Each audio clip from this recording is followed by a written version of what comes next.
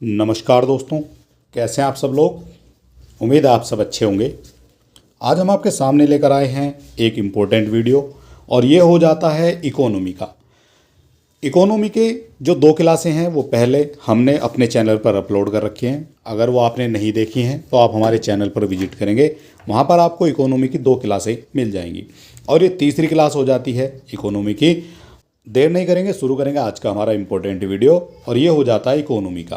ठीक है, तो चलिए शुरू कर लेते हैं आज का वीडियो। और वीडियो शुरू करने से पहले अगर अभी तक आपने हमारे चैनल को सब्सक्राइब नहीं किया है तो आप सब्सक्राइब कर सकते हैं इसी तरह के और वीडियो देखने के लिए। तो चलिए शुरू करेंगे। और सबसे पहला जो आज का टॉपिक है ये हो जाता है राष्ट्रीय आय से। राष्ट्रीय आय यानी इसको नेशनल इनकम भी कहा जाता है। तो क्या क्या इंपॉर्टेंट हो जाता है राष्ट्रीय आय से आपकी परीक्षा की दृष्टि से, वो सब हम आपको दिखाएंगे। तो सबसे पहले यहाँ पर हो जाएगा आय। तो आय मानवीय आवश्यकताओं की पूर्ति का महत्वपूर्ण साधन है। जो हमारी आय होती है वो मानवीय जितनी भी आपकी आवश्यकता हैं उनकी पूर्ति का महत्वपूर्ण साधन ये माना जाता है। इसके बाद जिसे व्यक्ति उत्पादन प्रक्रिया में अपने योगदान के प्रतिफल स्वरूप प्राप्त करता है। व्यक्ति अपने उत्पादन प्रक्रिया में, जो उसकी उत्पादन प्रक्रिया होती है उसमें अपने योगदान के फल स्वरूप प्राप्त करता है।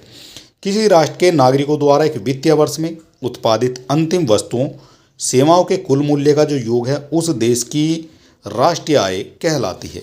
तो ये यहाँ पर राष्ट्रीय आय की परिभाषा हो जाती है। ठीक है, यानी कि किसी राष्ट्र के नागरिकों द्वारा एक वित्तीय वर्ष में, पूरे साल में, वित्तीय वर्ष में पूरे साल में उत्पादित अंतिम वस्तुओं और सेवाओं के कुल मूल्य का जो योग है उस देश की राष्ट्रीय आय कहलाती है। ठीक है, तो ये हो जाती है यहाँ पर राष्ट्रीय आय। इसके बाद यहाँ पर कहा गया है राष्ट्रीय आय लेखांकन के जन्मदाता नोबेल पुरस्कार विजेता साइमन कुटनेट्स को माना जाता है। तो जो राष्ट्रीय आय के लेखांकन है उसके जो जन्मदाता हैं वो माने जाएंगे जो नोबेल पुरस्कार विजेता हैं साइमन कुजनेट्स। ठीक है, ये नाम आपको याद रखना है, यहाँ से क्वेश्चन बनता है। भारत में सर्वप्रथम दादा भाई नौरोजी ने, जो भारत की बात करें यहाँ पर, तो दादा भाई नौरोजी ने भारत की राष्ट्रीय आय और प्रति व्यक्ति आय की गणना की थी। कई बार ये क्वेश्चन बनता है आपकी परीक्षा में।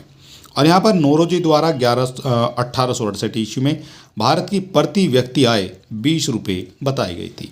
ये क्वेश्चन जो है आपका कई बार बना है आपकी परीक्षा में। इसके बाद यहाँ पर कुछ और इम्पोर्टेंट इन्फॉर्मेशन है, ये भी हम देख लेते हैं। तो ये हो जाएगा आर्थिक सीमा की संकल्पना। आर्थिक सीमा की जो संकल्पना है वो कैसे कैसे ली जाती है। तो राष्ट्रीय आय लेखांकन समष्टि अर्थशास्त्र की एक शाखा है और राष्ट्रीय आय तथा संबंधित समुच्चय हैं का आकलन एक भाग माना जाता है। ठीक है, तो ये हो जाती है राष्ट्रीय जो आपकी आर्थिक सीमा की संकल्पना है। और राष्ट्रीय आय और इससे संबंधित कोई भी समुच्चय एक देश की उत्पादन क्रियाओं का माप माना जाता है। तो राष्ट्रीय आय है और इससे संबंधित कोई भी समुच्चय है वो एक देश की उत्पादन क्रियाओं का माप माना जाता है। इसके बाद यहाँ पर दिखाया गया है आर्थिक सीमा। तो आर्थिक सीमा क्या हो जाएगी इकोनॉमी में। तो संयुक्त राष्ट्र संघ के अनुसार आर्थिक सीमा एक देश की सरकार द्वारा प्रशासित वह भौगोलिक सीमा है जिसमें व्यक्तियों, वस्तुओं और पूंजी का निर्बाध संचालन होता है। और इस परिभाषा का जो आधार है वो व्यक्तियों, वस्तुओं और पूंजी के संचालन की स्वतंत्रता होता है। ठीक है, तो इस तरह से आपको ये समझ लेना है। और यहाँ कहा गया है जो आपकी आर्थिक सीमा का क्षेत्र है, तो देश की राजनीतिक सीमा, जो राजनीतिक सीमा है उसमें समुद्री सीमा और आकाशीय क्षेत्र जो है ये हो जाती है। ठीक है, तो यहाँ बात की गई है आर्थिक सीमा। तो हमारी आर्थिक सीमा कहाँ कहाँ तक हो जाती है। तो देश की बात करते हैं तो देश में जो आर्थिक सीमा उसमें समुद्री सीमा हो जाती है और एक आपकी आकाश की बात करते हैं तो आकाशीय सीमा हो जाती है। देश के विदेशों में दूतावास, वाणिज्य दूतावास और सैनिक प्रतिष्ठान होते हैं। ठीक है, ये भी आर्थिक सीमा क्षेत्र हो जाते हैं। देश के निवासियों द्वारा 2 या 2 से अधिक देशों के मध्य चलाए जाने वाले जलयान या फिर वायुयान, ये भी आपके आर्थिक क्षेत्र के अंतर्गत आ जाते हैं। इसके बाद मछली पकड़ने की जो नौकाएं हैं, तेल, प्राकृतिक गैस यान, जो अंतर्राष्ट्रीय जल सीमाओं में या उन क्षेत्रों में चलाए जाते हैं जिन पर देश का अनन्य अधिकार होता है। ठीक है, तो ये जो अधिकार की बात है, हमारा जो अधिकार है भारत में, ये हमारा भारत है, तो यहाँ पर हमारा जो अधिकार होता है कहाँ कहाँ तक है, इसकी एक सेपरेट वीडियो हमने बना रखी है ज्योग्राफी की, जो आप आर की प्ले लिस्ट में देखने को मिल जाएगी। ठीक है, तो वहाँ पर जाकर देखेंगे तो ये डिटेल वाइज जो है हमने बड़े अच्छे से जो है वहाँ पर मैप वाइज समझाया हुआ है। ठीक है, तो वहाँ जाकर भी आप देख सकते हैं। तो इसके बाद यहाँ पर जो हमारा अगला पॉइंट आता है वो आ जाता है यहाँ पर राष्ट्रीय आय समुच्चयों की दो श्रेणियाँ हैं, एक आपका देशीय और राष्ट्रीय, अर्थात देशीय उत्पाद उसको डोमेस्टिक प्रोडक्ट कहा जाता है, और एक हो जाता है राष्ट्रीय उत्पाद, इसको नेशनल प्रोडक्ट कहा जाता है। ठीक है, तो इनसे आपके क्वेश्चन यहाँ पर बनते हैं। एक देश की आर्थिक सीमा में स्थित उत्पादन इकाइयों द्वारा किया गया उत्पादन देशीय उत्पाद कहलाता है। ठीक है, तो ये भी आपको समझना पड़ेगा। ठीक, तो देशीय उत्पाद किसको कौन सा कहलाया जाता है, तो एक देश की सीमा, आर्थिक सीमा में स्थित उत्पादन इकाइयों द्वारा किया गया उत्पादन देशीय उत्पाद कहलाता है। इसके बाद अगली जो हमारी पॉइंट बनता है, ये बनता है निवासी की संकल्पना। तो निवासी की जो संकल्पना है तो ये ली जाती है, जैसे नागरिक और निवासी दो भिन्न शब्द हैं। ठीक है, तो नागरिक तो हो जाता है जो वहाँ पर निवास कर रहा है, और निवासी हो जाता है जो वहाँ का निवासी है। ठीक है, तो नागरिक और निवासी ये जो है अलग अलग शब्द आपको देखने को मिल जाएंगे। तो एक व्यक्ति एक देश का नागरिक हो सकता है और किसी देश का निवासी हो सकता है। ठीक है, तो ये भी आपको समझना पड़ेगा। इसके बाद जो भारतीय विदेश में रहते हैं वे भारत के नागरिक हैं और जिस देश में रहते हैं उसके निवासी हैं। ठीक है, तो इस तरह से आप इसको समझ सकते हैं। इसके बाद जो निवासी की परिभाषा है वो क्या हो जाएगी, निवासी की परिभाषा, तो एक व्यक्ति या एक संस्था उस देश का निवासी कहलाता है जिस देश में रहता है और या फिर वो स्थित है, उसी की आर्थिक सीमा में उसके आर्थिक हितों का केंद्र भी माना जाता है। ठीक है, तो ये हो जाती है निवासी की परिभाषा। इसके बाद आर्थिक हितों के केंद्र में दो बातें शामिल होती हैं, एक हो जाती है वह निवासी व्यक्ति या संस्था उस देश की आर्थिक सीमा में रहता है या फिर स्थित होता है। ठीक है, तो ये हो जाती है आर्थिक हितों से संबंधित। इसके बाद यहाँ पर कहा गया है उसके कमाने, खर्च करने और संचय करने की जो आर्थिक क्रियाएं हैं वो भी वहीं से होती हैं जहाँ से वो रहता है। ठीक है, तो ये भी आपको समझना पड़ेगा। एक देश के निवासियों द्वारा किया गया उत्पादन राष्ट्रीय उत्पाद कहलाता है, जो देश के निवासियों के द्वारा किया गया जो उत्पादन है वो राष्ट्रीय उत्पाद कहलाता है, और राष्ट्रीय उत्पाद में ही जो उसकी गणना होती है। उत्पादन चाहे उस देश की आर्थिक सीमा में हो या फिर उससे बाहर हो, लेकिन वो जो है राष्ट्रीय उत्पाद ही कहा जाएगा। इसके बाद इसकी तुलना में उन सभी उत्पादन इकाइयों द्वारा किया गया उत्पादन जो एक देश की आर्थिक सीमा में स्थित है देशीय उत्पाद कहलाता है, चाहे उत्पादन निवासियों द्वारा किया गया है या फिर गैर निवासियों के द्वारा किया गया है।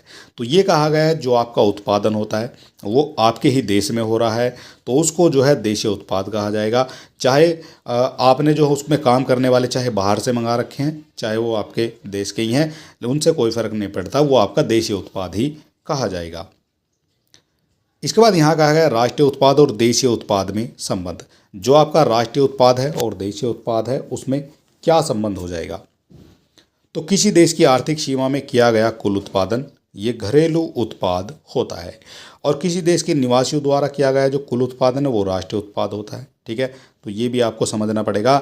देश की आर्थिक सीमा में किया गया कुल उत्पादन ये घरेलू उत्पाद है, और देश के निवासियों द्वारा जो किया गया उत्पादन है ये हो जाता है राष्ट्रीय उत्पाद। इसके बाद यहाँ पर और क्या इंपॉर्टेंट हो जाता है, तो राष्ट्रीय उत्पाद की जब गणना करते हैं तो देशीय उत्पाद, ठीक है, प्लस देश के निवासियों द्वारा आर्थिक सीमा से बाहर किया गया उत्पादन माइनस देश की आर्थिक सीमा में गैर निवासियों द्वारा किया गया उत्पादन, तो यहाँ से आपका जो है राष्ट्रीय उत्पाद निकल कर आ जाएगा। इसके बाद राष्ट्रीय उत्पाद, और इसको जो है इस तरह से भी आप निकाल सकते हैं, देशीय उत्पाद और विदेशों से प्राप्त कारक जो आय है आपकी माइनस विदेशियों को दी जाने वाली कारक आय। ठीक है, इस तरह से भी आपकी राष्ट्रीय आय निकलकर राष्ट्रीय उत्पाद निकलकर आ जाएंगे। इसके बाद राष्ट्रीय उत्पाद जो निकालेंगे तो देशीय उत्पाद प्लस विदेशों से निवल कारक आय, इस तरह से भी आपकी जो है राष्ट्रीय उत्पाद निकलकर आ जाते हैं। इसके बाद यहाँ कहा गया है, यदि विदेशों से जो प्राप्त कारक आय है विदेशों को दी गई कारक आय से अधिक होती है तो विदेशों से निवल कारक आय धनात्मक होती है।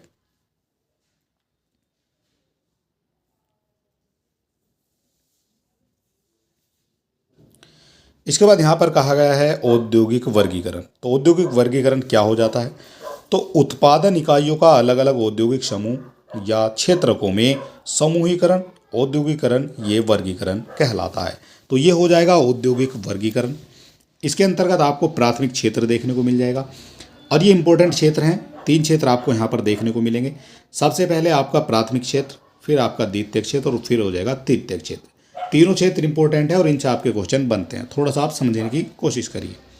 तो सबसे पहले आपका जो प्राथमिक क्षेत्र है, इसके अंतर्गत इस क्षेत्र में उन उत्पाद इकाइयों को शामिल किया जाता है जो प्राकृतिक संसाधनों के दोहन से उत्पादन करती हैं। प्राकृतिक जो आपके उत्पाद हैं, प्राकृतिक जो संसाधन है उनसे उनका दोहन किया जाता है। उसमें आपकी कृषि आ जाएगी, पशुपालन, मछली पकड़ना, खनिज निकालना, वानिकी, ये सभी जो हैं आपके प्राथमिक क्षेत्र के अंतर्गत आ जाते हैं। ठीक है, और इनसे जो है द्वितीयक क्षेत्र के लिए कच्चा माल तैयार होता है। तो जिनसे द्वितीयक क्षेत्र के लिए कच्चा माल तैयार होता है वो सभी जो है आपके प्राथमिक क्षेत्र के अंतर्गत आ जाएंगे। ठीक है, तो थोड़ा सा आपको अच्छी तरह से यहाँ पर समझ लेना है। प्राथमिक क्षेत्र वो हैं जो द्वितीयक क्षेत्र के लिए कच्चा माल तैयार करते हैं, जैसे कृषि है, पशुपालन है। इसके बाद आपका आ जाता है द्वितीयक क्षेत्र।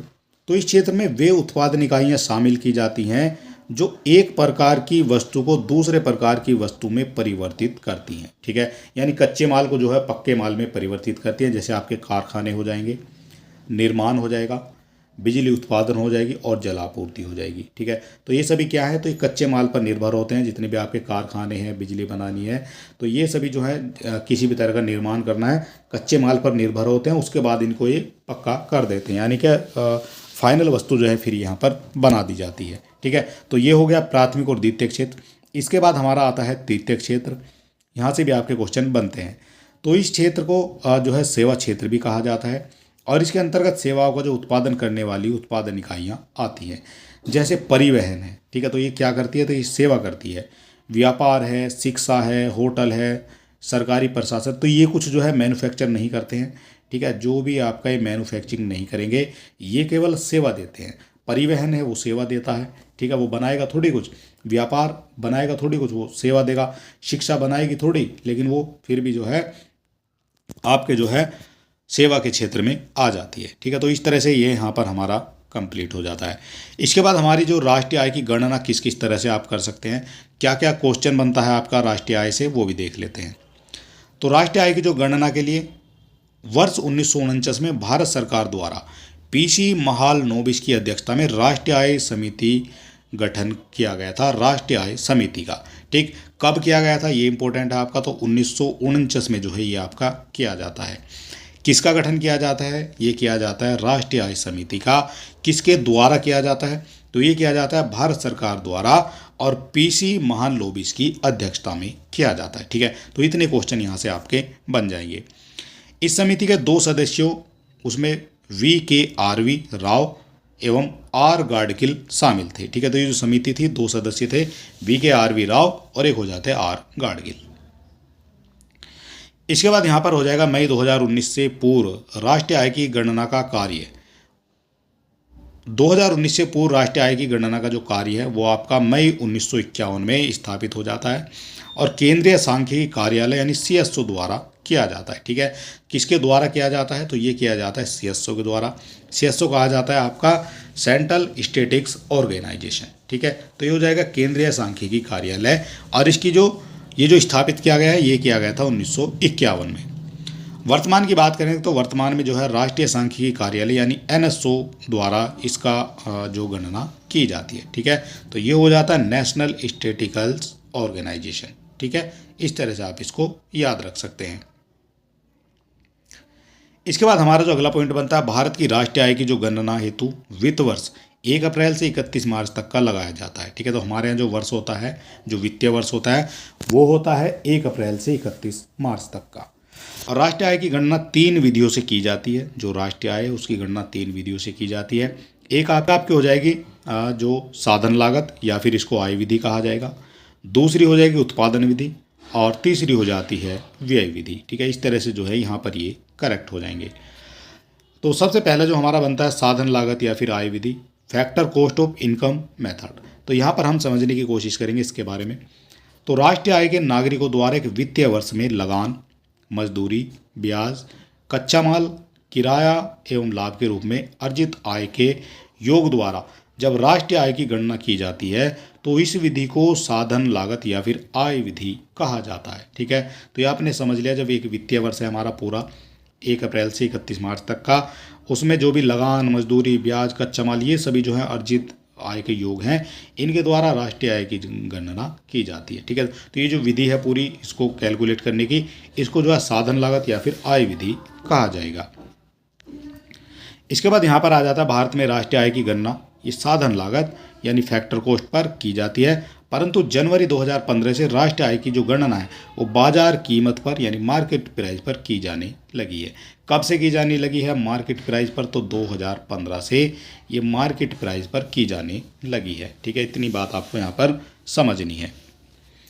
इसके बाद आ जाती है आपकी उत्पादन विधि। तो उत्पादन यानी प्रोडक्शन मेथड जो होता है आपका, तो प्रोडक्शन मेथड को थोड़ा सा समझने की कोशिश करेंगे।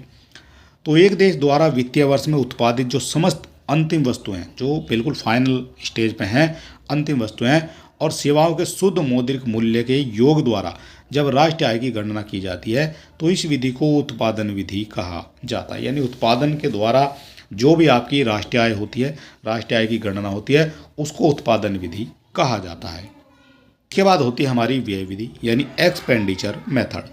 तो एक्सपेंडिचर जो मेथड है वो एक राष्ट्र के नागरिकों द्वारा वर्ष में किए गए सभी अंतिम व्ययों के योग द्वारा जब राष्ट्रीय आय की गणना की जाती है तो इस विधि को व्यय विधि कहा जाता है। तो ये हो जाती है व्यय विधि, जितने भी हमारे अंतिम पूरे वित्तीय वर्ष में अंतिम व्यय जो भी किए गए हैं उनका जो योग है उससे जो है राष्ट्र की आय की गणना की जा रही है, तो इसको व्यय विधि कहा जाएगा। इसके बाद भारत में राष्ट्रीय आय की जो गणना हेतु आय विधि तथा उत्पादन विधि दोनों प्रयोग किए जाते हैं। तो यहाँ पर आय विधि भी प्रयोग की जाएगी और एक आपकी उत्पादन विधि भी प्रयोग की जाएगी। और यहाँ पर राष्ट्रीय आय की जो गणना है सामान्यतः प्रचलित तथा स्थिर कीमतों और ये हो जाता है करंट एंड कॉन्स्टेंट प्राइस पर की जाती है। तो प्रचलित और स्थिर कीमतों पर ये की जाती है।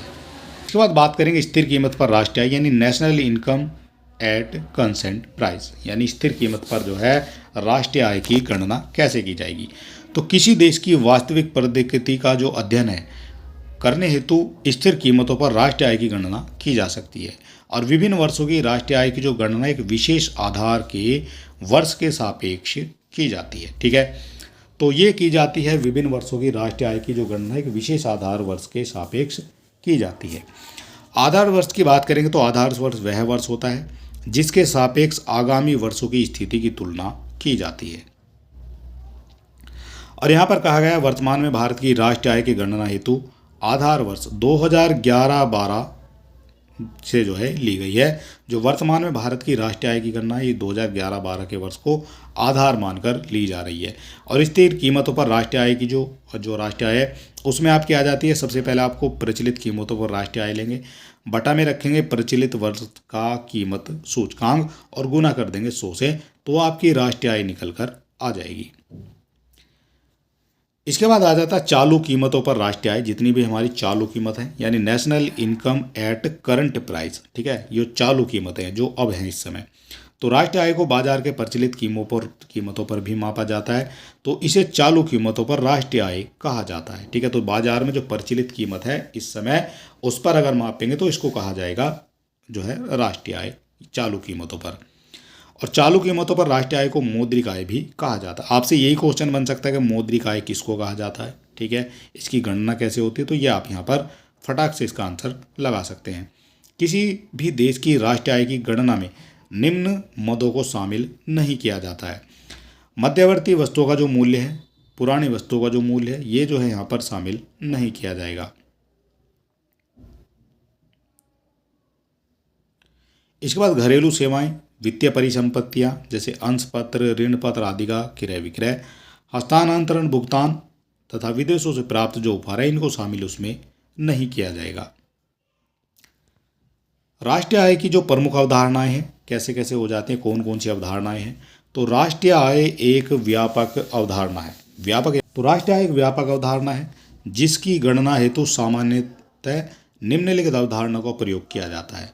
तो इसमें एक अवधारणा आती है घरेलू उत्पाद की, एक आती है आपकी राष्ट्रीय उत्पाद की। ठीक है, इस तरह से जो है ये आपके यहाँ पर देखा जाएगा। तो यह सबसे पहले जो आएगी वो आ जाएगी सकल घरेलू उत्पाद। इसको ग्रोस डोमेस्टिक प्रोडक्ट यानी जीडीपी कहा जाता है। तो इस पर जो है आपकी आय निकाली जाएगी। तो किसी एक वित्तीय वर्ष में किसी देश में निवास करने वाले सभी व्यक्तियों, जिसमें विदेशी भी शामिल होंगे, द्वारा अंतिम रूप से उत्पादित वस्तुओं एवं सेवाओं से अर्जित कुल आय को सकल घरेलू उत्पाद कहा जाता है। तो इसको सकल घरेलू उत्पाद कहा जाएगा। ठीक है, और प्रति व्यक्ति सकल घरेलू उत्पाद जो है पर कैपिटा जीडीपी, सकल घरेलू उत्पाद में देश की जनसंख्या का भाग देने पर जो भागफल प्राप्त होता है उसे प्रति व्यक्ति सकल घरेलू उत्पाद कहा जाता है। ठीक है, तो जैसे यहाँ दिखाया गया है प्रति व्यक्ति सकल घरेलू उत्पाद जो है ये सकल घरेलू उत्पाद से जब जनसंख्या को भाग देंगे तो ये निकल कर आ जाएगी। इसके बाद निवल घरेलू उत्पाद जो है नेट डोमेस्टिक प्रोडक्ट यानी एनडीपी इसको कहा जाएगा, और ये हो जाती है नेट डोमेस्टिक प्रोडक्ट। तो सकल घरेलू उत्पाद में पूंजीगत वस्तुओं के मूल्य जो आपकी डिप्रिशिएशन इसको कहा जाता है, डेप्रिशिएशन। ठीक है, मूल्यह्रास को तो घटाने पर जो प्रतिफल प्राप्त होता है उसे निवल या फिर शुद्ध घरेलू उत्पाद कहा जाता है। इसके बाद निवल जो घरेलू उत्पाद है सकल घरेलू उत्पाद का जीडीपी जो है ये मूल्यह्रास माना जाएगा। यहाँ जाती है राष्ट्रीय जो आपकी सकल राष्ट्रीय उत्पाद है यानी आपकी हो जाएगी जीएनपी। तो ग्रोस नेशनल प्रोडक्ट जीएनपी इसको कहा जाएगा। तो जब वस्तुओं और सेवाओं का उत्पादन देश के निवासियों द्वारा किया जाता है, चाहे वो देश के बाहर हो या फिर देश की सीमा के भीतर हो, उसको जो है सकल राष्ट्रीय उत्पाद कहा जाता है। सकल राष्ट्रीय उत्पाद में विदेशों से अर्जित विशुद्ध आय जो है, विदेशों से अर्जित विशुद्ध आय ये निवासियों द्वारा अर्जित सकल घरेलू उत्पाद से जुड़ जाती है और भारतीय संदर्भ में जीएनपी राष्ट्रीय आय की सभी अवधारणाओं में सबसे व्यापक अवधारणा मानी जाती है। और इसके बाद यहाँ पर आ जाता है जीएनपी बराबर जो आपकी जीडीपी प्लस विदेशों से अर्जित विशुद्ध आय। ठीक है, तो ये आपका जीएनपी की राष्ट्रीय आय की अवधारणा से संबंधित हो जाएगा। इसके बाद आ जाती है निवल राष्ट्रीय उत्पाद यानी नेट नेशनल प्रोडक्ट यानी एनएनपी इसको कहा जाएगा। तो ये हो जाएगी सकल राष्ट्रीय उत्पाद में से पूंजीगत वस्तुओं के मूल्यह्रास को घटा देने पर जो प्रतिफल प्राप्त होता है उसे निवल राष्ट्रीय उत्पाद कहा जाता है। तो यहाँ कहा जाएगा एनएनपी यानी जीएनपी माइनस मूल्यह्रास यानी डेप्रिशिएशन इसमें से हटा देंगे तो ये आपका एनएनपी निकल कर आ जाएगा। इसके बाद यहाँ पर बात की गई है निजी आय यानी प्राइवेट इनकम की। तो निजी आय वह आय है जिसमें निजी उद्यमों व घरेलू क्षेत्र द्वारा अर्जित कुल आय तथा सरकार एवं शेष विश्व से प्राप्त हस्तांतरण भुगतान में आकस्मिक लाभ शामिल होते हैं। उल्लेखनीय है कि राष्ट्रीय आय में सार्वजनिक व निजी क्षेत्रों द्वारा अर्जित आय को शामिल किया जाता है, जबकि निजी आय में मात्र निजी क्षेत्र द्वारा अर्जित आय को शामिल किया जाता है। इस प्रकार राष्ट्रीय आय ये निजी आय जो है यहाँ पर शामिल हो जाती है। कैसे निकलती है निजी आय? तो यहाँ पर दिखाया गया शुद्ध घरेलू उत्पाद से निजी क्षेत्र को प्राप्त साधन प्लस राष्ट्रीय ऋण पर ब्याज प्लस विदेशों से साधन आय प्लस सरकार से प्राप्त हस्तांतरण भुगतान शेष विश्व से प्राप्त शुद्ध हस्तांतरण भुगतान। ठीक है, तो इस तरह से आपकी निजी आय निकल कर आ जाएगी। इसके बाद आ जाएगी आपकी व्यक्तिगत आय यानी पर्सनल इनकम इसको कहा जाएगा। तो एक वित्तीय वर्ष में प्रत्यक्ष करों के भुगतान से पूर्व व्यक्तियों व पारिवारिक इकाइयों द्वारा समस्त क्षेत्रों से जो प्राप्त आय है ये व्यक्तिगत आय कहलाती है। इसकी गणना के लिए निजी आय में उद्यमों को अवितरित लाभ व निगम करों को घटाना होता है। इसको व्यक्तिगत आय निजी आय से कम होती है। ठीक, जो व्यक्ति आय है वो निजी आय से कम होती है। और व्यक्तिगत जो आय है बराबर ये इसका फॉर्मूला है निकालने का। व्यक्तिगत आय निकालेंगे तो निजी आय माइनस अवतरित लाभ माइनस निगम कर। ठीक है, या फिर इस तरह से निकाल सकते हैं जो व्यक्तिगत आय है तो निजी आय माइनस अवतरित लाभ प्लस निगम कर। ठीक है, इस तरह से भी आप इसको निकाल सकते हैं। इसके बाद व्यय योग्य आय प्रयोज्य द्वारा डिस्पोजल इनकम इसको कहा जाएगा। तो यहाँ पर प्रयोज्य जो आय है, व्यक्तिगत आय का वह भाग होती है जो व्यक्तियों के पास उपभोग हेतु उपलब्ध होती है। दूसरे शब्दों में व्यक्तिगत आय में प्रत्यक्ष करों के घटाने के पश्चात प्राप्त राशि प्रयोज्य होती है। यह आय व्यक्तिगत आय से कम होती है। ठीक है, जो व्यय योग्य आय है वो आपकी व्यक्तिगत आय से कम होती है। ठीक है, तो ये धीरे धीरे जो है यहाँ पर ये माइनस होती है। इसके बाद प्रति व्यक्ति आय या पर कैपिटा इनकम इसको कहा जाता है। तो किसी देश की राष्ट्रीय आय को उसकी जनसंख्या से भाग देने पर जो भागफल प्राप्त होता है उसे प्रति व्यक्ति आय कहा जाता है। और प्रति व्यक्ति आय ये व्यक्तिगत प्रयोज्य आय से कम होती है। ठीक है, तो प्रति व्यक्ति आय कहा जाएगा राष्ट्रीय आय बटा जनसंख्या। ठीक है, ये फॉर्मूला आपको याद रखना है। इसके बाद यहाँ पर कुछ विविध तथ्य दिए गए हैं, इनको भी देख लेते हैं। तो CSO की नई घोषणा के अनुसार GDP की गणना के लिए क्षेत्रवाल सकल मूल्य वर्धन यानी ग्रोस वैल्यू एडिट के अनुमान के लिए साधन लागत जो फैक्टर कॉस्ट है उसके बजाय मूल्य कीमतों को प्रयोग में लाया जा रहा है। विदेशों से प्राप्त सुधार संबंधी आंकड़े जो हैं ये रिजर्व बैंक ऑफ इंडिया द्वारा तैयार और प्रकाशित किए जाते हैं। ठीक है, तो ये भी आपको पता होना चाहिए। यहाँ से जो हमारा अगला पॉइंट शुरू हो जाता है ये हो जाता है यहाँ पर भारत में नियोजन। और भारत में नियोजन से क्या क्या इंपॉर्टेंट पॉइंट बनेंगे आपके वो भी हम देख लेते हैं। तो यहाँ कहा गया है सबसे पहले आर्थिक नियोजन वह प्रक्रिया है जिसके अंतर्गत पूर्व निर्धारित उद्देश्यों की प्राप्ति हेतु सीमित प्राकृतिक संसाधनों का कुशलतम उपयोग किया जाता है। ठीक है, तो ये कही जाएगी आर्थिक नियोजन की प्रक्रिया। ठीक, तो यहाँ पर जो पूर्व निर्धारित उद्देश्य हैं उनकी प्राप्ति हेतु जितने भी हमारे सीमित प्राकृतिक संसाधन हैं उनका जो कुशलतम उपयोग किया जाता है उसको जो है आर्थिक नियोजन की प्रक्रिया कहा जाएगा। ठीक है, इसके बाद भारत में पंचवर्षीय योजनाओं की जो शुरुआत है ये हो जाती है पूर्व सोवियत संघ के नियोजन की पद्धति से प्रेरित की गई थी। तो भारत में की जाती है पंचवर्षीय योजनाओं की शुरुआत, और जितनी भी आपकी पंचवर्षीय योजनाएं इनको हम विस्तार पूर्वक अभी आगे थोड़ी देर में जो है डिस्कस करने वाले हैं। तो यहाँ अपने सारी चीज़ों को समझते हुए चलना है। भारत में नियोजन के लक्ष्य तथा सामाजिक उद्देश्यों के स्रोत संविधान में उल्लेखित हैं और राज्य के नीति निर्देशक तत्वों द्वारा निर्धारित किए जाते हैं। ठीक है, तो ये भारत के जो नियोजन के लक्ष्य और सामाजिक उद्देश्य हैं ये सभी जो हैं राज्य के नीति निर्देशक तत्वों द्वारा निर्धारित भी किए जाते हैं। नियोजन भारतीय संविधान की 7वीं अनुसूची के समवर्ती सूची में भी उद्धृत किया गया है। ठीक है, तो ये जो नियोजन है ये आपका भारतीय संविधान की 7वीं अनुसूची के समवर्ती सूची में भी उद्धृत किया गया है। और भारत में नियोजन की जो पृष्ठभूमि स्वतंत्रता प्राप्ति के पूर्व ही तैयार हो गई थी। तो स्वतंत्रता प्राप्ति से पूर्व मतलब स्वतंत्रता से पहले जो है भारत में नियोजन की जो पृष्ठभूमि है वो तैयार कर ली गई थी। इसके बाद हमारा जो अगला पॉइंट बनता है ये बनता है भारत में आर्थिक नियोजन पर सर्वप्रथम जो चर्चा है वो की गई थी 1934 में। आर्थिक नियोजन पर चर्चा की गई थी 1934 में, और M विश्वेश्वरैया ने ये प्लान्ड इकोनॉमी फॉर इंडिया नामक पुस्तक लिखी थी। इसीलिए विश्वेश्वरैया को भारत के आधुनिक नियोजन का प्रणेता भी कहा जाता है। आपका क्वेश्चन यहीं से तैयार हो गया है। सबसे पहले पूछा जाएगा आर्थिक नियोजन पर सर्वप्रथम चर्चा कहाँ की गई थी, किस वर्ष की गई थी भारत में। तो ये की गई थी आपकी 1934 में। किसके द्वारा की गई थी, तो इनकी एक पुस्तक आई थी M विश्वेश्वरैया की प्लान्ड इकोनॉमी फॉर इंडिया। ठीक है, तो इस बुक में जो है ये आपका ये सब लिखा गया था, और ये इसके जो प्रणेता कहा जाता है आधुनिक जो नियोजन के, तो ये कहा जाएगा विश्वेश्वरैया को। ठीक है, तो सारी चीज़ें यहाँ पर आपको समझते हुए चलना है, इनसे ही आपके क्वेश्चन बाद में पूछे जाते हैं।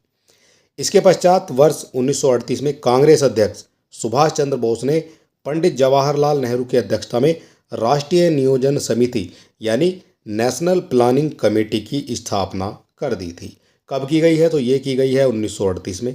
ठीक, और 1938 के आसपास ये आपको हरिपुरा अधिवेशन भी देखने को मिलेगा जो आपका सुभाष चंद्र बोस से संबंधित हो जाता है। ठीक है, तो किसकी अध्यक्षता हो जाती है, ये हो जाती है जवाहरलाल नेहरू की अध्यक्षता, और राष्ट्रीय नियोजन समिति की स्थापना यहाँ पर कर ली जाती है। इसके बाद 1944 आ जाता है, और 1944 में श्रीमन नारायण अग्रवाल ने गांधीवादी सिद्धांतों पर आधारित गांधीवादी योजना द गांधीनियन प्लान इसको जो है तैयार कर लिया था। ठीक है, किसके द्वारा तैयार किया गया था? तो ये किया गया था श्रीमन नारायण अग्रवाल के द्वारा। ठीक, सारे नाम आपको याद रखने हैं, इनसे ही आपके क्वेश्चन भी पूछे जाते हैं। अगला पॉइंट बनता है यहाँ पर 1944-45 में मुंबई के 8 उद्योगपतियों, जिनमें आपके कौन कौन आ जाते हैं नाम आप देख लेना। JRD टाटा, घनश्याम दास बिड़ला, आरदेसर दयाल, पुरुषोत्तम दास ठाकुरदास, डॉक्टर जॉन मथाई, लाला श्रीराम, कस्तूरी भाई तथा कस्तूरी भाई लाल भाई तथा AD श्रॉफ। ये आपके 8 उद्योगपति हो जाते हैं। इनके द्वारा भारत के आर्थिक विकास हेतु भारत के आर्थिक विकास की योजना प्रस्तुत की गई थी। इसको क्या कहा गया है? तो इसको कहा गया है a plan of economic development of India, यानी भारत के आर्थिक विकास की योजना। तो ये प्रस्तुत की जाती है इन 8 उद्योगपतियों के द्वारा। ठीक, कितना अच्छा यहाँ से आपका क्वेश्चन बन सकता है, कितने उद्योगपतियों के द्वारा जो है भारत में आर्थिक विकास की योजना प्रस्तुत की गई है। ठीक है, तो यहाँ पर 8 उद्योगपति हो जाते हैं। वर्ष पूछा जाएगा तो 1944-45 में हो जाती है, और इसको बॉम्बे प्लान टाटा बिड़ला योजना के नाम से भी जाना जाता है। ठीक है, तो इम्पोर्टेंट क्वेश्चन यहाँ से आपके बन जाएंगे। क्या जाना जाएगा? तो बॉम्बे प्लान और टाटा बिड़ला योजना के नाम से इसको जाना जाएगा। इसके बाद यहाँ पर 10,000 करोड़ रुपए के इस प्लान में अगले 15 वर्षों में प्रति व्यक्ति आय को 65 रुपये से बढ़ाकर 130 रुपये करने का लक्ष्य रखा गया था। तो 10,000 करोड़ रुपए का ये प्लान था, और इस प्लान में अगले 15 वर्षों में प्रति व्यक्ति आय को 65 रुपये से बढ़ाकर 130 रुपये करने का लक्ष्य निर्धारित किया जाता है। ब्रिटिश सरकार ने भी वर्ष 1944 में नियोजन एवं विकास विभाग की स्थापना की थी, जिसके अध्यक्ष बनाए जाते हैं सर RD दलाल। ठीक, नाम आपको याद रखना है। 1944 में की जाती है ब्रिटिश सरकार के द्वारा इसकी स्थापना नियोजन एवं विकास विभाग की। इसके बाद MN राय तथा भारतीय श्रमिक संघ की ओर से रूसी योजना के अभिप्रेरित जन योजना द प्यूपिल प्लान नामक योजना प्रस्तुत कर ली जाती है। ठीक है, किसके द्वारा की जाती है ये? तो ये की जाती है MN राय तथा भारतीय श्रमिक संघ की ओर से, और ये जन योजना नामक योजना प्रस्तुत कर ली जाती है। इसके बाद हमारा इंपॉर्टेंट पॉइंट बनता है यहाँ पर वर्ष 1950 में जयशंकर प्रसाद नारायण द्वारा शोषण विहीन समाज की स्थापना हेतु सर्वोदय योजना प्रस्तुत की गई थी। तो जो सर्वोदय योजना है ये प्रस्तुत की गई थी, तो ये प्रस्तुत की जाती है जयप्रकाश नारायण के द्वारा। कब की जाती है? 1950 में की जाती है। सारे पॉइंट आपकी परीक्षा के लिए यहाँ पर महत्वपूर्ण माने जाएंगे। इसके बाद यहाँ पर जो हमारा अगला पॉइंट बनता है, स्वतंत्रता प्राप्ति के उपरांत अखिल भारतीय कांग्रेस समिति ने वर्ष 1947 में पंडित जवाहरलाल नेहरू की अध्यक्षता में आर्थिक कार्यक्रम समिति का गठन किया था। इस समिति ने 25 जनवरी 1948 को अपने एक प्रस्ताव में यह सिफारिश की थी कि देश में एक स्थायी योजना आयोग की स्थापना होनी चाहिए।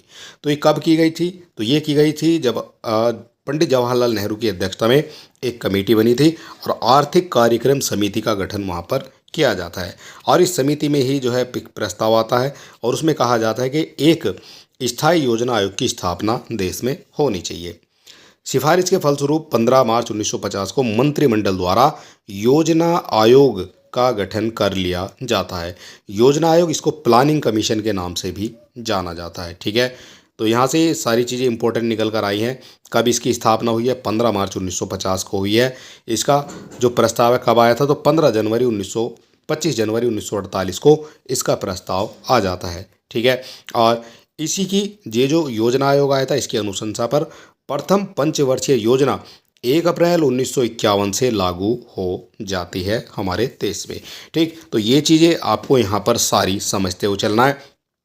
क्वेश्चन आपका यहाँ से भी बनेगा कि ये जो है प्रथम पंचवर्षीय योजना है कब से शुरू हुई है, ईयर पूछ लिया जाएगा, और आजकल जो ट्रेंड चल रहा है क्वेश्चन का उसमें आपकी डेट भी पूछी जा रही है। ठीक है, तो इस तरह से आपको यहाँ पर सभी को याद रखना पड़ेगा। इसके बाद यहाँ पर आ जाता है भारतीय आर्थिक नियोजन के उद्देश्य। तो नियोजन के उद्देश्य क्या क्या थे ये तो आपने समझ लिया कि उद्देश्य जो है वो पारित हो गया है और एक योजना आयोग का गठन कर लिया जाता है। और अब आपको देखना है यहाँ पर भारतीय आर्थिक नियोजन के उद्देश्य। तो आर्थिक नियोजन के जो उद्देश्य हैं उनमें सबसे पहले आ जाएगा आर्थिक विकास को बढ़ावा देना, सामाजिक न्याय की स्थापना करना, पूर्ण रोजगार की प्राप्ति करना, गरीबी निवारण और रोजगार अवसरों का सृजन करना, आत्मनिर्भरता की प्राप्ति करना, निवेश और पूंजी निर्माण करना, ये सभी जो हैं इनके उद्देश्य माने जाते हैं। और आय वितरण में समानता और क्षेत्रीय विषमता में कमी, समावेशी समृद्धि एवं धारणीय विकास। ठीक है, तो ये सारी चीज़ें यहाँ पर आपको याद रखनी है। इसके बाद यहाँ पर हमारी जो स्टार्ट हो जाएंगी वो हो जाएंगी पंचवर्षीय योजनाएं।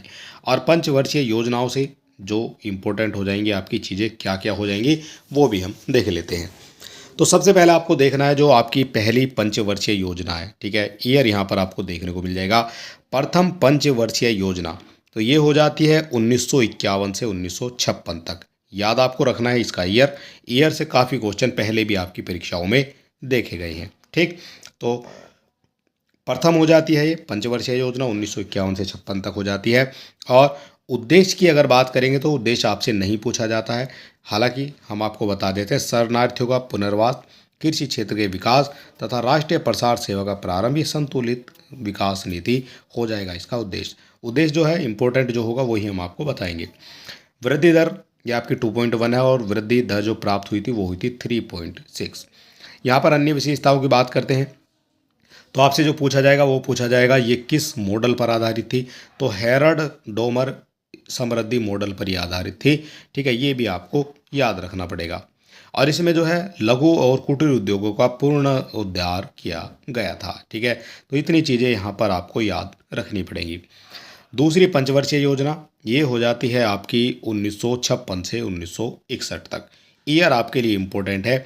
और यहाँ पर किसके द्वारा जो इसका मॉडल है, कौन सा मॉडल है, तो पीसी महालनोबिस ने 4 क्षेत्रीय मॉडल पर आधारित ये राउरकेला उड़ीसा में, भिलाई छत्तीसगढ़ में और दुर्गापुर पश्चिम बंगाल में, इनमें जो है इस्पात संयंत्रों की स्थापना का लक्ष्य यहाँ पर दिया था। ठीक है, तो पीसी महालनोबिस यहाँ पर इसके मॉडल हो जाते हैं। तीसरी की बात करते हैं तो ये हो जाती है आपकी तृतीय पंचवर्षीय योजना 1961 से हो जाती है ये 66 तक। और इसमें आपका महालनोबिस के 4 क्षेत्रीय मॉडल में जो जे सैंडी के डिमोन्स्ट्रेशन मॉडल तथा सुखमय चक्रवर्ती के आगत निर्गत मॉडल पर यह आधारित थी।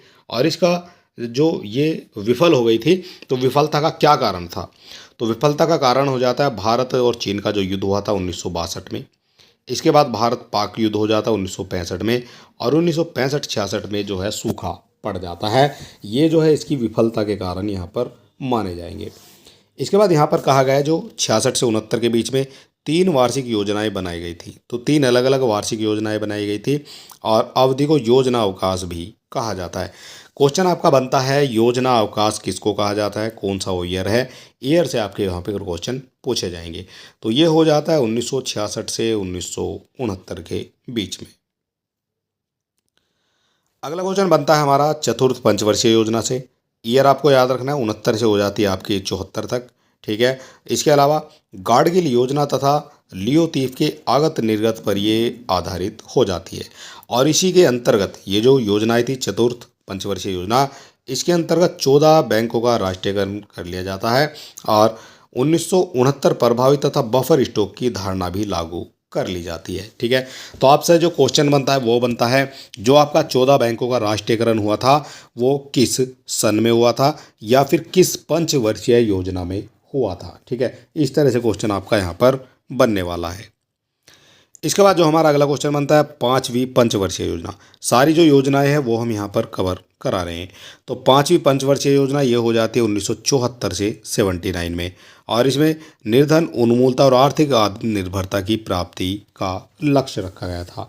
और इसी के अंतर्गत जो आपकी 5वीं है, इसी के अंतर्गत आपका जो नारा दिया गया था एक इम्पोर्टेंट नारा है, गरीबी हटाओ का नारा, न्यूनतम आवश्यक कार्यक्रम का प्रारंभ और काम के बदले अनाज कार्यक्रम, ये शुरू किया गया था 1977 में। सारी चीज़ें इंपॉर्टेंट हैं, जो भी यहाँ पर आपको फैक्ट देखने को मिलेंगे इनसे ही आपके क्वेश्चन पूछे जाते हैं। और नहीं तो आप खुद सोचकर बता सकते हैं जो 5वीं पंचवर्षीय योजना और गरीबी हटाओ का नारा है ये कई बार आपकी परीक्षाओं में पूछा गया है या नहीं गया है। ठीक है, और अगर आपने बाकी एग्ज़ाम दिए तो बाकी एग्ज़ाम में भी जो है इसी तरह के क्वेश्चन आपसे पूछे जाते रहे हैं। और यहाँ बात करेंगे जो 5वीं पंचवर्षीय योजना को 1 वर्ष पहले यानी कि 1978 में ही समाप्त कर दिया जाता है। ये 79 तक चलनी थी लेकिन 78 में इसको समाप्त कर दिया जाता है। अगला क्वेश्चन यहाँ पर बनता है, जो छठी पंचवर्षीय योजना है ये आ जाती है आपकी 1980 से 1985 तक आ जाएगी। ठीक है, ये हो जाएगी छठी पंचवर्षीय योजना। इसके अंतर्गत ये जो आधारित थी ये हो जाती है गरीबी निवारण तथा रोजगार सृजन पर विशेष बल देने की बात यहाँ पर कही जाती है। और ग्रामीण बेरोजगारी के उन्मूलन से संबंधित अनेक योजनाएं और कार्यक्रम भी यहाँ पर चलाए जाते हैं, जिनमें आपका IRDP, NREP, ट्राइसेम, द्वारका और RLEGP ये जो है सभी छठी पंचवर्षीय योजना को 15 वर्षों की दीर्घावधि में ध्यान रखकर बनाया गया था। ठीक, तो ये भी आपको यहाँ पर याद रखना पड़ेगा। इसके बाद जो हमारा अगला पॉइंट बनता है वो बनता है 7वीं पंचवर्षीय योजना। तो 7वीं जो पंचवर्षीय योजना है ये आ जाएगी आपकी 1985 से 90 में। 1985 से 90 में आ जाती है 7वीं पंचवर्षीय योजना। इसके अलावा जो है यहाँ पर आधुनिकीकरण, आत्मनिर्भरता और सामाजिक जो है इसका उद्देश्य यहाँ पर हो जाएगा। और यहाँ कहा गया है जो दीर्घकालीन विकास विधि और उदारीकरण मॉडल, इंदिरा आवास योजना, जवाहर योजना और नेहरू रोजगार योजना का प्रारंभ भी कर लिया जाता है। ठीक है, तो रोजगार के जो सृजन है वो यहाँ पर किया गया है। इसके बाद आ जाती है 8वीं पंचवर्षीय योजना। तो यहाँ कहा गया है ये हो जाता है 1992 से और 1997 तक। ठीक है, और इसमें क्या कहा गया है, तो इसमें कहा गया है जॉन डब्ल्यू मूलर द्वारा जॉन डब्ल्यू मॉडल पर आधारित प्राथमिक शिक्षा का सार्वभौमिकरण यहाँ पर किया जाता है और 15 से 35 वर्ष की आयु समूह में निरक्षरता का उन्मूलन भी यहाँ पर किया जाता है। तो ईयर आपको याद रखना पड़ेगा, 1992 से हो जाता है ये 97 तक। ठीक है, तो कौन सी हो जाती है, ये हो जाती है आपकी 8वीं पंचवर्षीय योजना। यहाँ पर बात करेंगे 9वीं पंचवर्षीय योजना के बारे में। तो 9वीं पंचवर्षीय योजना है और ये हो जाती है आपकी 1997 से आ जाती है ये 2002 तक। ठीक, इम्पोर्टेंट ये भी आपकी मानी जाएगी। और यहाँ पर जो इसका जो बुनियादी न्यूनतम सेवाएं, जिनमें सभी प्राथमिक शिक्षा, बेघरों के लिए घर, बच्चों के लिए पोषक आहार, गाँवों और बस्तियों में सड़क, गरीबों के लिए सार्वजनिक वितरण, इन सभी चीज़ों पर यहाँ पर जो है बल दिया जाता है। ठीक है, तो सार्वजनिक क्षेत्र पर काम करने के लिए यहाँ पर बल दिया गया था। और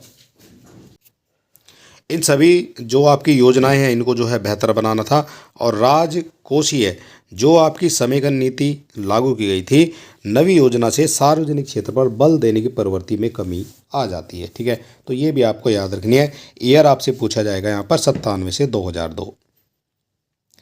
अगला क्वेश्चन बनता है हमारा 10वीं पंचवर्षीय योजना से। ईयर आपको बताना है 2002 से 2007 हो जाता है। और यहाँ पर कहा गया है इसका जो लक्ष्य रखा गया था 8% रखा गया था और 7.6% यहाँ पर अचीव कर लिया जाता है। 10वीं योजना में जो त्रिमुखी कार्यनीति अपनाई गई थी, क्या क्या हो जाती है वो त्रिमुखी कार्यनीति। तो यहाँ पर कहा गया है योजना में कृषि को महत्वपूर्ण क्षेत्र के रूप में स्वीकार किया गया था, क्योंकि इस क्षेत्र में लाभ को व्यापक रूप से फैलने की शक्ति सर्वाधिक थी। दूसरा पॉइंट हो जाता उन क्षेत्रों का तीव्र विकास सुनिश्चित करना था जो लाभप्रद रोजगार के अवसरों का सृजन करने वाले थे। और तीसरा पॉइंट बन जाएगा ऐसे लक्षित समूहों जो सामान्यतः समृद्ध प्रक्रिया से पर्याप्त रूप से लाभान्वित नहीं हो सके थे, उनको संबंध में कार्यक्रमों पर बल देना था। ठीक है, तो ये हो जाती है 10वीं पंचवर्षीय योजना। इसके बाद आ जाएगी हमारी 11वीं पंचवर्षीय योजना। 11वीं पंचवर्षीय योजना आ जाती है 2007 से 12 तक और इसका भी जो उद्देश्य हो जाता है तो तीव्रतर आर्थिक विकास के साथ समावेशी विकास करना, ये इसका हो जाता है लक्ष्य।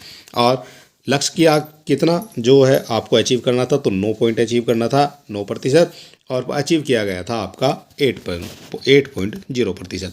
तो यहाँ पर 11वीं योजना में गरीबी, स्वास्थ्य, शिक्षा, महिला और बच्चों के विकास, अधोसंरचना और पर्यावरण से संबंधित संपादन के प्रदर्शन के आकलन हेतु 26 सूचक बनाए गए थे। ठीक है, तो ये बनाए गए थे 11वीं पंचवर्षीय योजना में।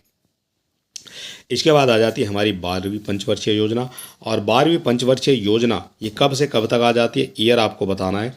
2012 से हो जाती है 2017 तक।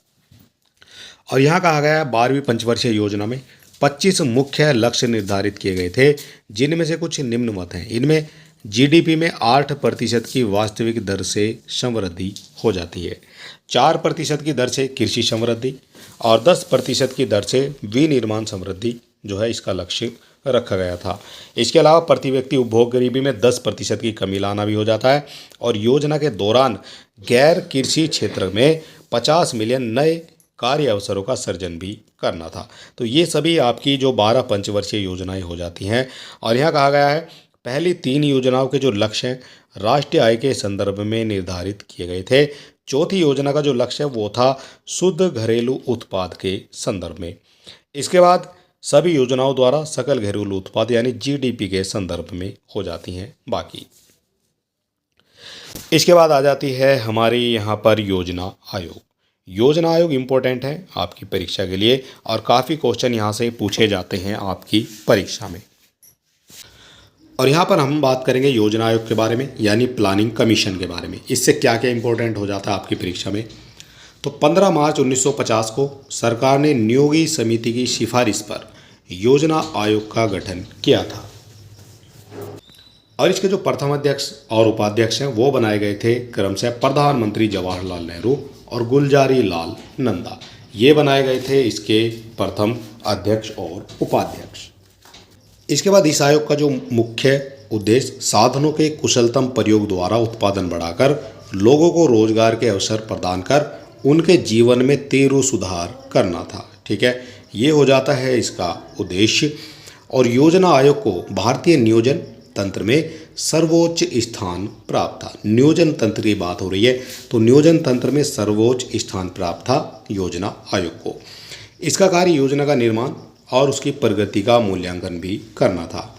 योजना आयोग का जो अध्यक्ष है वो हो जाते हैं पदेन प्रधानमंत्री। ठीक है, तो पदेन जो है अध्यक्ष हो जाते हैं और ये होते हैं प्रधानमंत्री।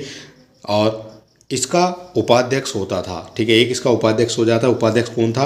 तो योजना आयोग के जो उपाध्यक्ष का स्तर कैबिनेट स्तर के मंत्री का होता था जिसकी नियुक्ति प्रधानमंत्री की सलाह पर राष्ट्रपति द्वारा 5 वर्षों हेतु की जाती थी। ठीक है, ये हो जाती है इसकी जो है नियुक्ति और 5 वर्षों के लिए इसके उपाध्यक्ष और अध्यक्ष की नियुक्ति की जाती है।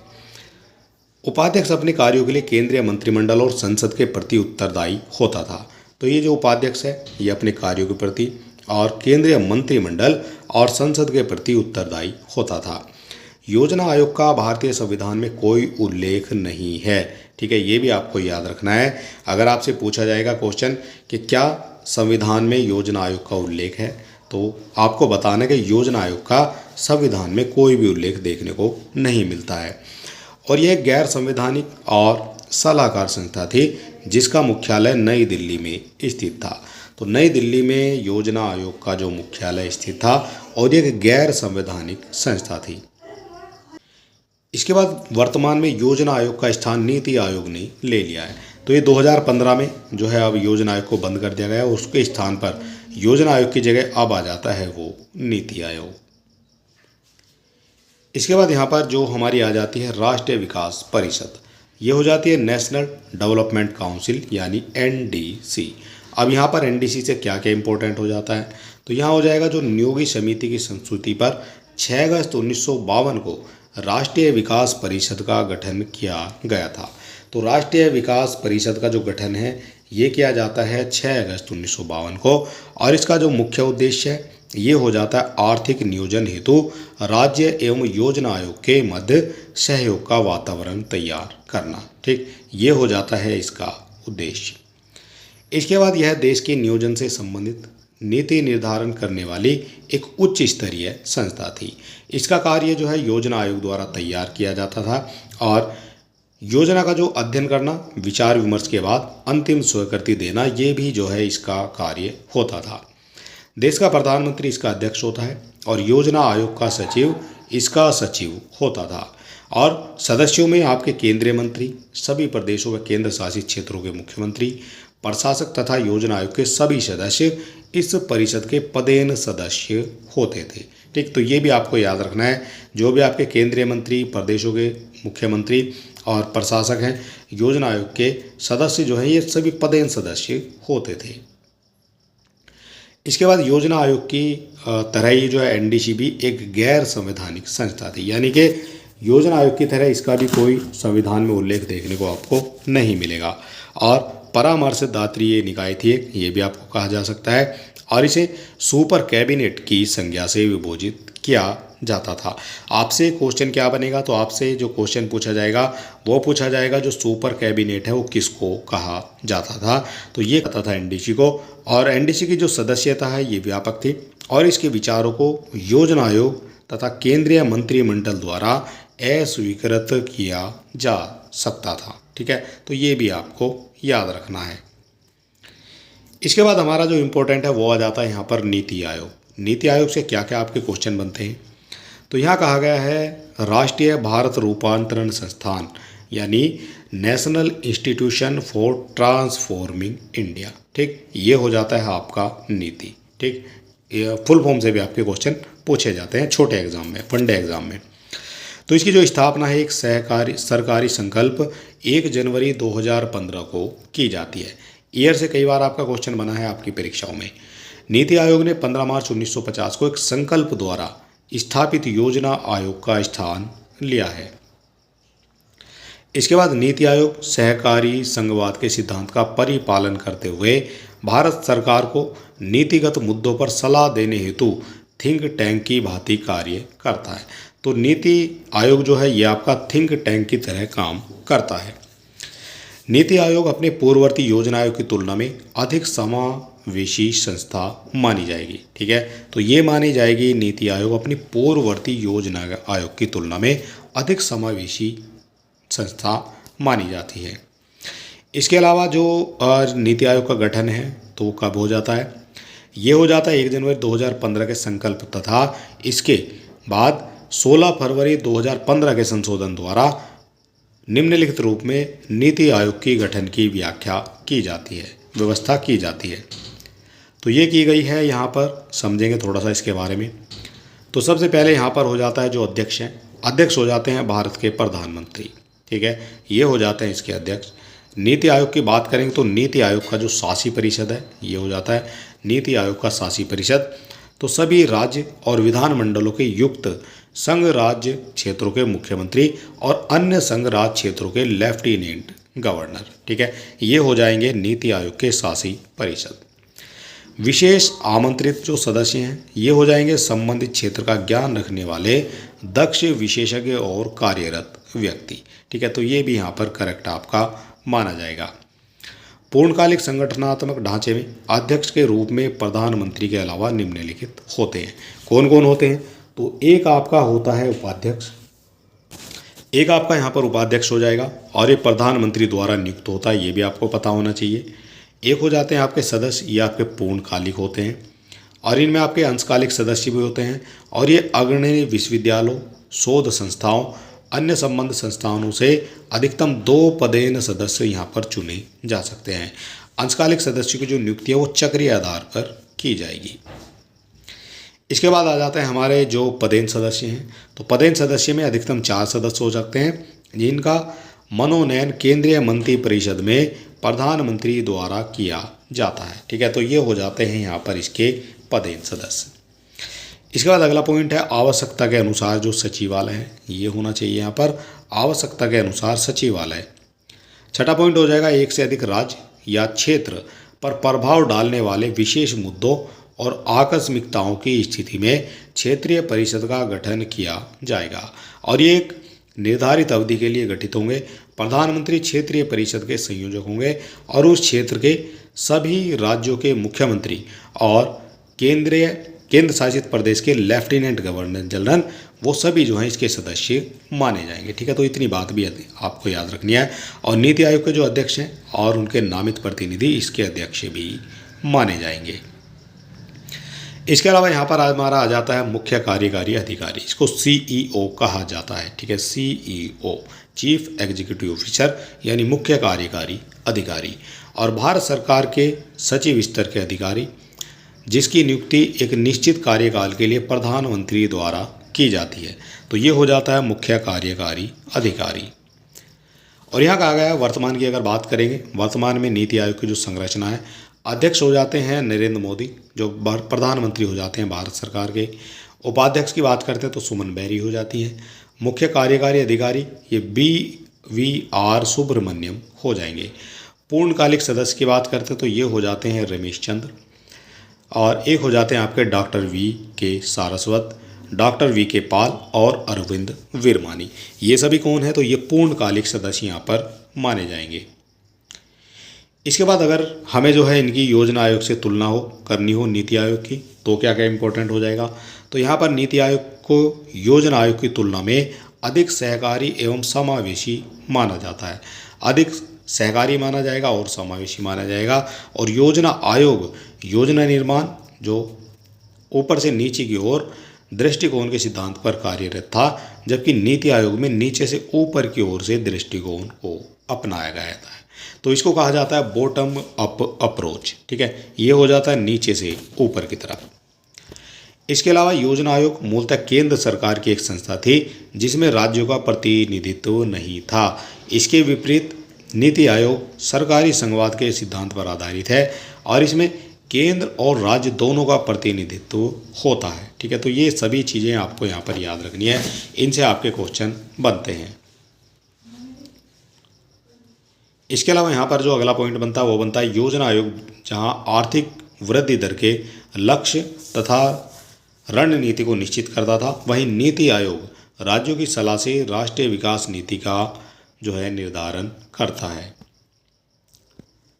नीति आयोग की संरचना, जिसमें विशेषज्ञों को स्थान दिया गया है, इसे दक्ष और व्यावहारिक बनाता है। नीति आयोग में योजना आयोग के सलाहकारी तथा पर्यवेक्षण के कार्यों को तो बनाए रखा है, परंतु योजना आयोग तैयार करने और योजना आयोग द्वारा समर्थित योजनाओं के लिए फंड आवंटन का जो कार्यकारी कार्य है वो भी इसे नहीं दिया गया है। ठीक है, तो फंड आवंटन का जो कार्य वो इसको नहीं दिया गया है। और यहाँ कह सकते हैं नीति निर्धारण तो सलाहकार संस्थान इसको माना जाएगा। और यहाँ पर कहा जाएगा तो जो नीति निर्धारण और सलाहकारी संस्थान है ये कार्यकारी संस्थान यहाँ पर नहीं माना जाएगा। इसके बाद यहाँ पर जो हमारा अगला पॉइंट बनता है वो बनता है भारत में निर्धनता। तो भारत में निर्धनता से क्या इंपॉर्टेंट हो जाएगा आपकी परीक्षा में? भारत में निर्धनता, तो ये कहा गया गरीबी या निर्धनता उस स्थिति को कहते हैं जब किसी व्यक्ति को जीवन की निम्नतम आधारभूत आवश्यकताएं जैसे भोजन, वस्त्र, आवास भी उपलब्ध नहीं हो पाते हों, अर्थात जब मनुष्य अपनी बुनियादी आवश्यकताओं की पूर्ति भी कर पाने की स्थिति में नहीं होता है, तब उसे गरीब की श्रेणी में गिना जाता है। ठीक है, तो ये हो जाती है गरीब की परिभाषा। इसके बाद विकासशील देशों के संबंध में पहला वैश्विक गरीबी अनुमान वर्ल्ड डेवलपमेंट रिपोर्ट ये 1990 में मिलता है। तो ये मिलता है विकासशील देशों के संबंध में पहला वैश्विक गरीबी अनुमान। ठीक है, तो ये हो जाता है वर्ल्ड डेवलपमेंट रिपोर्ट 1990 में मिलता है। इसके बाद वर्ल्ड डेवलपमेंट रिपोर्ट में गरीबी को परिभाषित करते हुए कहा गया है कि गरीबी निम्नतम जीवन यापन स्तर प्राप्त करने की में समर्थता है। ठीक है, तो ये हो जाती है जो गरीबी है वो निम्नतम जीवन यापन स्तर प्राप्त करने की असमर्थता है। निम्नतम जीवन यापन स्तर भी प्राप्त नहीं किया जा सके तब उस स्थिति को कहा जाता है गरीबी। ठीक है, बिल्कुल भी जो है कुछ भी उसको नहीं मिल रहा है और उसके पास कुछ भी नहीं है, जीवन यापन करने के साधन नहीं है, तो उस स्थिति में उस व्यक्ति को गरीब कहा जाता है। इसके बाद सैद्धांतिक रूप से गरीबी की माप करने के लिए सापेक्ष यानी रिलेटिव और निरपेक्ष यानी एब्सोल्यूट प्रतिमानों का प्रयोग होता है। यहाँ पर बात की गई है जो आपकी हो जाती है सापेक्ष गरीबी। तो इसके अंतर्गत सापेक्ष गरीबी स्पष्ट करती है कि विभिन्न आय वर्गों के बीच कितनी समानता है। इसे मापने हेतु सामान्यतः दो विधियों का प्रयोग किया जाता है, लॉरेंस वर्ग और एक हो जाता है गिनी गुणांक। लॉरेंस वर्ग तथा गिनी गुणांक दोनों ही आय के विषमता की माप से संबंधित हैं। इसके बाद जो हमारा अगला पॉइंट बनता है वो बनता है यहाँ पर लॉरेंस वर्ग से। और लॉरेंस वर्ग को 1905 में मैक्स और लॉरेंस ने गिनी गुणांक को वर्ष 1912 में कोरेडो गिनी ने विकसित किया था। तो किसके द्वारा जो है गिनी गुणांक आपका विकसित किया जाता है? तो ये किया जाता है कोरोडो गिनी के द्वारा।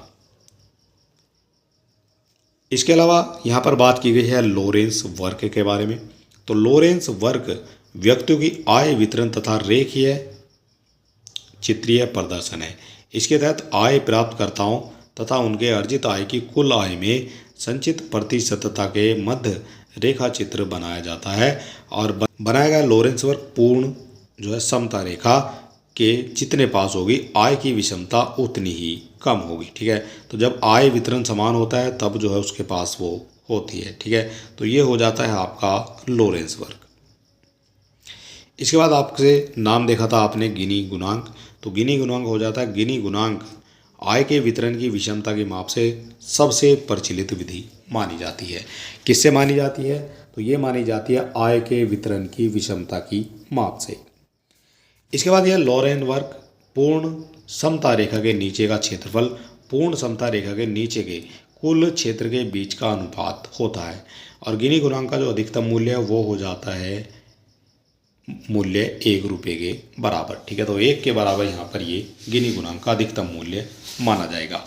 इसके अलावा नोबेल पुरस्कार से जो सम्मानित अर्थशास्त्री हैं वो हो जाते हैं प्रोफेसर अमर्त्य सेन। इनके आय स्तर तथा उसके वितरण के आयाम को जोड़कर आर्थिक कल्याण की माप के लिए विषमता समायोजित प्रति व्यक्ति आय धारणा का विकास किया जाता है। ठीक है, तो ये हो जाता है यहाँ पर आपका गिनी गुणांक। इसके बाद हमारा जो अगला पॉइंट बनता है वो बनता है निरपेक्ष गरीबी। तो निरपेक्ष गरीबी हो जाएगी। तो गरीबी की वास्तविक संख्या के आकलन हेतु न्यूनतम आवश्यकता मानदंड का प्रयोग किया जाता है, अर्थात न्यूनतम आवश्यकताओं की पूर्ति ना कर पाने वाले व्यक्ति को गरीब की संज्ञा दी जाती है। ठीक है, तो ये भी आपको समझना है, जो न्यूनतम अपनी आवश्यकताएं हैं उनको भी वो पूरा नहीं कर पा रहा है तो उस स्थिति में उसको कहा जाएगा गरीब। निर्धारित किए गए इस न्यूनतम उपभोग मानदंड को निर्धनता रेखा कहा जाता है। अगला क्वेश्चन बनता है भारत में निर्धनता की माप हेतु निरपेक्ष प्रतिमानों का प्रयोग किया जाता है। ठीक है, तो ये किया जाता है भारत में निर्धनता की माप हेतु। और चलिए दोस्तों, आज का जो हमारा वीडियो है समाप्त होता है। कल हम आपको यहाँ पर कराएंगे भारत में गरीबी निर्धारण के प्रमुख प्रयास। ठीक है, यहाँ से आगे जो है हम कल चलेंगे। और वीडियो आपको कैसा लग रहा है ये आप हमें कमेंट बॉक्स में लिख सकते हैं। और अपनी तक आपने हमारे चैनल को सब्सक्राइब नहीं किया तो आप सब्सक्राइब कर सकते हैं, वीडियो को अपने दोस्तों में भी शेयर कर सकते हैं। और चलिए दोस्तों, मिलते हैं नेक्स्ट वीडियो में। तब तक के लिए नमस्कार, जय हिंद।